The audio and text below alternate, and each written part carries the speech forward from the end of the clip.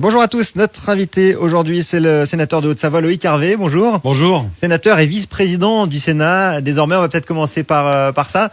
Qu'est-ce que ça fait? Vous avez dirigé votre première séance, une petite émotion j'imagine? Oui, j'ai eu l'occasion de présider la séance publique du Sénat, ce qui est une des fonctions d'un vice-président.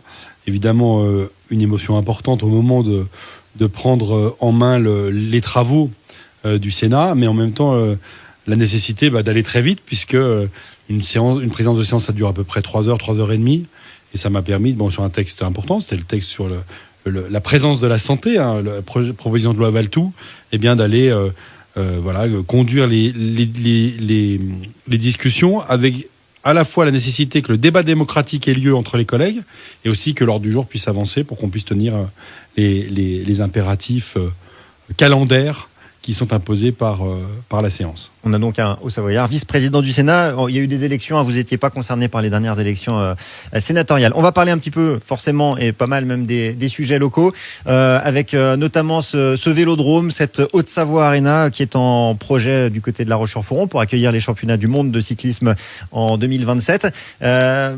Manque de transparence, un petit peu ce que vous dénoncez. Du coup, vous êtes allé visiter vous-même les installations, l'autre vélodrome, le vélodrome français, qui est en région parisienne. Vous y étiez ce week-end d'ailleurs? Absolument. Vous savez, je suis parlementaire de ce département depuis 9 ans.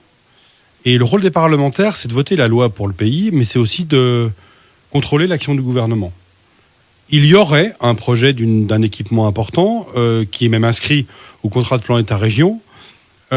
Et donc, à partir du moment où il y a le moindre centime d'argent public du budget de l'État, les parlementaires, donc moi-même, nous sommes tout à fait légitimes à demander des comptes et des informations sur un tel projet. Donc, comme je n'ai aucune information venant du maître d'ouvrage qui serait le conseil départemental de la Haute-Savoie, je vais moi-même à la source des informations, étant moi-même un défenseur du vélo, plutôt fier que notre département organise les championnats du monde en 2027. J'ai des interrogations sur la construction d'un équipement de cette taille-là et de ce coût en investissement et en fonctionnement. Donc je vais chercher les informations à la source, auprès de la Fédération française de cyclisme, mais également en visitant à 2 reprises le Vélodrome national de Saint-Quentin en Yvelines, à Montigny-le-Bretonneux, qui est un endroit très intéressant, puisque c'est là que auront lieu les Jeux Olympiques l'année prochaine, les épreuves sur piste. Et donc j'ai pu visiter avec un collègue, Michel Logier, sénateur des Yvelines, visiter l'équipement complètement et samedi soir aller voir une compétition pour se rendre compte de ce que représente un tel équipement, ses contraintes, ses atouts. Voilà, donc je suis contraint, alors que j'ai demandé à la ministre des Sports que nous soyons tenus informés, nous les 9 parlementaires de la Haute-Savoie, qu'elle a pris cet engagement et que nous n'avons aucune information à la date où je vous parle, je suis contraint d'aller moi-même à la pioche aux informations. Et sachez bien que sur ce sujet comme sur d'autres, j'entends absolument pas me taire et j'entends bien donner mon avis et exercer mon pouvoir constitutionnel de contrôle de l'emploi de l'argent public au nom des Français. Le budget notamment, il n'y a pas de chiffre officiel? Je n'ai aucune information. Je n'ai que comme information l'inscription budgétaire qui a été mise au budget du département. J'ai vu passer aussi une consultation pour la construction d'un parking. Je vois que ça coûte 44 millions d'euros, très bien. Voilà, dès qu'on dépense 1 centime d'argent public, soit c'est de l'argent de l'État, et je suis parlementaire, j'ai le droit de demander des comptes. Si c'est de l'argent du conseil départemental, je suis contribuable dans mon département, j'ai le droit de demander des comptes. C'est la déclaration des droits de l'homme et du citoyen, de demander des comptes aux agents publics et de rendre compte de l'administration. C'est pas un sénateur qui s'excite et qui veut à tout prix créer du tumulte. C'est simplement qu'en démocratie, quand il y a un marché public, quand il y a une délibération, les élus rendent des comptes à ceux qui les ont élus. Et en particulier quand ces électeurs sont des contribuables. C'est mon cas. Et que dit le département quand vous vous adressez directement, notamment à son président Martial Sadier? Mais j'ai aucune raison de m'adresser directement au conseil départemental. Moi, les délibérations du conseil départemental sont publiques. La séance publique, les délibérations sont publiques, comme un conseil municipal, quoi. Et puis, je vois ce qui paraît. J'ai aucune raison d'aller. Je suis pas élu départemental, donc je regarde ce qui est rendu public. Je regarde qu'il n'y a pas de concertation, qu'il n'y a pas de dialogue. Je le constate, c'est tout. J'ai aucune raison de rentrer en conflit personnel avec qui que ce soit. ni avec le président du département, ni qui que ce soit. Je regarde simplement la réalité des faits et que ce projet putatif, puisqu'aujourd'hui il y a très peu d'éléments qui sont rendus publics, et pour tout vous dire, j'attends aussi que monsieur le préfet de la Haute-Savoie fasse le travail qui lui a été confié par la ministre des Sports, c'est-à-dire associer les parlementaires aux décisions qui sont prises dans le cadre de ce projet. C'est la moindre des choses. En fait, c'est une exigence démocratique, constitutionnelle. Je demande que ça. Ça, c'est pour le côté transparent. Sur ce qu'on sait de ce projet, ce qui a été communiqué notamment, donc ce serait sur la partie en dessous du parc des expositions à La Roche-sur-Foron, une salle modulable avec une salle de concert, spectacle jusqu'à 10 000 personnes, le vélodrome autour, des salles d'activité, d'escalade, de e-sport. Le projet en lui-même, vous en pensez quoi sur le fond ? Alors, c'est un projet pour lequel vous utilisez le conditionnel. Moi, je raisonne plus largement. Ça sont les choses qui ont été communiquées. Oui, ce ne sont pas des choses qui ont été votées forcément. En tout cas, c'est des éléments qui ont été communiqués. Sont des éléments de communication, mais qui ne font pas l'objet pour l'instant d'une communication sur un plan juridique. Bref. Moi, la question qui m'importe, c'est de regarder l'ensemble de la politique sportive du département et de me dire quelles sont aujourd'hui les priorités en termes de nombre de licenciés des sports pour lesquels il faudrait investir. Je pense notamment au foot. Nous avons un club de Ligue 2 en Haute-Savoie. Est-ce que les équipements sportifs d'Annecy sont calibrés pour un club de ce niveau-là ? On vient de clore la période de la Coupe du Monde de rugby. Est-ce que les clubs de rugby de Haute-Savoie sont dans des équipements qui sont suffisants ? Et la question du vélo, et en particulier du vélo sur piste, qui est quand même un sport qui concerne assez peu de licenciés, aucun en Haute-Savoie, puisque nous n'avons pas d'équipement. Mais si nous avions un équipement demain, ça concernerait quelques dizaines de sportifs. Est-ce que l'investissement n'est pas disproportionné par rapport au public ? Et deuxièmement, il y a l'investissement, qui est une chose qui est très importante, mais derrière, il y a le fonctionnement. C'est-à-dire qu'un équipement sportif se rentabilise rarement. Et souvent, il génère des frais de fonctionnement, un déficit de fonctionnement qui est important. Par exemple, le vélodrome national de Saint-Quentin-en-Yvelines, c'est 4 millions d'euros de déficit pris en charge par l'agglomération de Saint-Quentin. Par an. 64 millions d'investissements il y a 10 ans. Et c'est important d'aller voir les choses en réalité. 64 millions d'investissements il y a 10 ans et 4 millions d'euros par an. Donc ces questions-là, elles sont très importantes. Elles sont très importantes parce que les contraintes financières qui sont sur les budgets des collectivités locales, notamment des départements, qui voient un certain nombre de leurs recettes baisser ces temps-ci, notamment avec la chute des DMTO, donc des droits de mutation, ça veut dire qu'il faut faire très attention aux frais de fonctionnement. Et donc, bien sûr qu'on peut faire rêver avec un équipement culturel, sportif, multisport, etc. Il faut juste regarder les choses en réalité et se dire que ça ne sera jamais un fonctionnement qui sera équilibré. Bon, en tout cas, 2027 pour les championnats du monde qui, eux, auront bien lieu en Haute-Savoie. Ce que vous proposez, c'est soit une salle, pas une salle, mais une piste démontable, soit éventuellement carrément d'aller envoyer les épreuves à Saint-Quentin ? Non, mais une fois qu'on aura fait la démonstration qu'un tel investissement est disproportionné, il suffit d'écouter les gens dans la rue pour en être convaincu.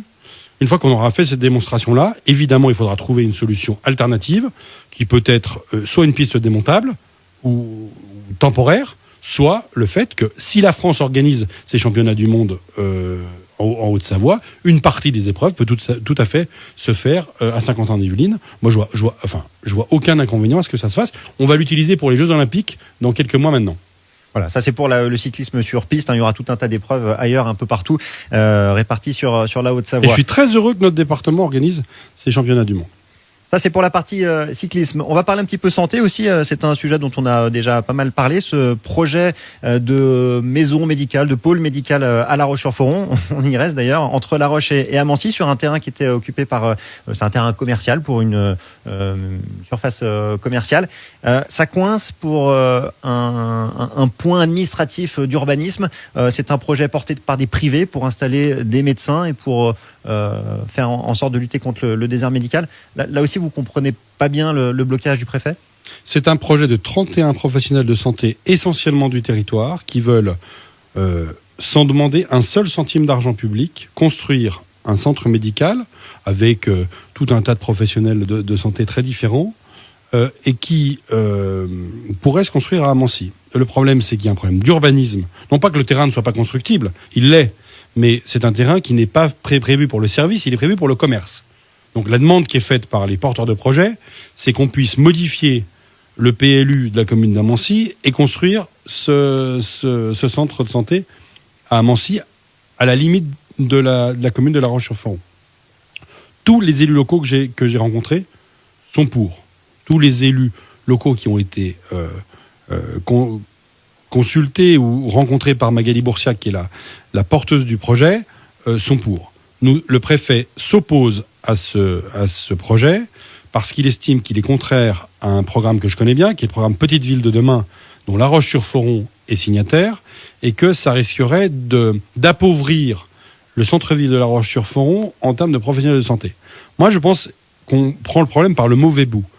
Les responsables politiques doivent tous, les responsables administratifs de l'État, doivent tous faire tout ce qui est en leur pouvoir pour soutenir les projets publics ou privés qui existent en Haute-Savoie et en particulier à quelques kilomètres de la frontière suisse.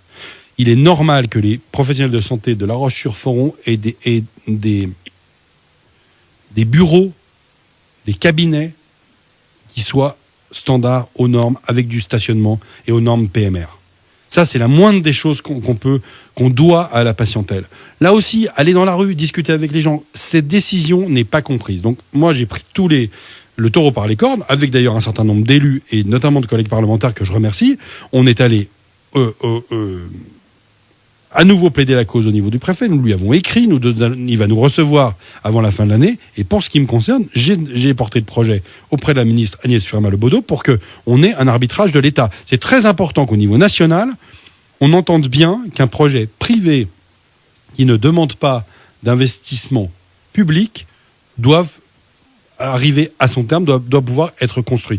Sinon, il ne faut pas s'étonner que dans notre pays, nos compatriotes, ils aillent se réfugier dans le vote extrême. À force de complexité administrative, à force d'argutie juridique ou urbanistique, on arrive à ne pas accompagner un projet aussi important et structurant que celui-là. En plus, encore une fois, il est très consensuel sur le territoire. Vous avez échangé avec la ministre il y a quelques jours là-dessus. Qu'est-ce qu'elle en dit ? J'ai repris tous les arguments auprès d'Agnès Firmin-Lebaudot. Elle m'en a demandé encore d'autres. Je lui ai transmis dans le week-end ces informations-là. Et j'espère vraiment, de tout cœur, que le gouvernement saura entendre les parlementaires de la Haute-Savoie pour que ce projet voie le jour. Bon, c'est pas terminé, donc à suivre. On va prendre un petit peu de hauteur sur le débat national. Il y a un gros projet de loi qui arrive au Sénat aujourd'hui, cet après-midi. C'est le fameux projet de loi immigration porté par le ministre de l'Intérieur, Gérald Darmanin. Ça va être des échanges tendus, en tout cas fournis. Oui, ça va être un texte compliqué parce que on est sur la conciliation d'impératifs qui sont apparemment contradictoires. Je m'explique. On a d'abord la question de la lutte contre les filières d'immigration clandestine. Et là-dessus, le projet de loi et le texte qui sort de commission des lois du Sénat est un texte qui est là pour renforcer les contrôles, pour lutter contre ces filières. Et puis la réalité économique, c'est l'autre problème qui fait qu'un certain nombre de nos secteurs économiques, le bâtiment et les travaux publics, la santé, l'hôtellerie-restauration, aujourd'hui, sont en peine de trouver des collaborateurs. Un certain nombre de gens travaillent et ne sont pas en règle avec le droit de la présence sur le territoire national. Clairement, ce sont des travailleurs qui, à un moment donné, étaient en règle, qui ne le sont plus aujourd'hui et qui travaillent. Et qu'il faut absolument, et j'ai eu des discussions notamment avec les chefs d'entreprise sur ce sujet-là, trouver les voies et moyens d'avoir une réponse juridique à ces situations-là. Sinon, ce seront des entreprises qui seront encore plus dans la difficulté. Et quand on pense à la Haute-Savoie, on pense à la saison d'hiver qui va arriver, aux besoins qu'il y a dans un certain nombre d'entreprises, et qu'il faut être pragmatique. Non pas abandonner nos principes, pas du tout, mais c'est pour ça qu'il y a toute cette discussion sur l'article 3, et le groupe Union Centriste du Sénat, proposera une rédaction qui se veut plus consensuelle pour qu'on avance sur cette question de travailleurs étrangers qui concourent à l'économie de notre pays. Au-delà du fond, il y a aussi un sujet très politique entre la relation de la majorité avec le groupe LR qui est majoritaire au Sénat d'ailleurs. Oui, alors moi, vous savez, je suis pas membre des Républicains. Hein, j'ai jamais été membre de cette famille politique-là. Par contre, ce sont nos alliés.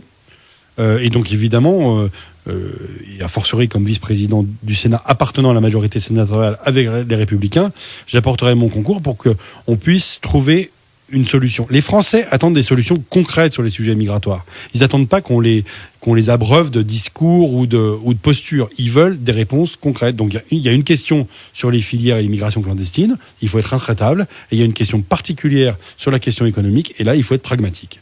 Ça débute donc aujourd'hui l'examen de ce projet de loi au Sénat. On va terminer en passant de l'autre côté de la frontière chez nos amis italiens. Je dis amis parce qu'il y a des collaborations, une volonté de travailler encore plus ensemble.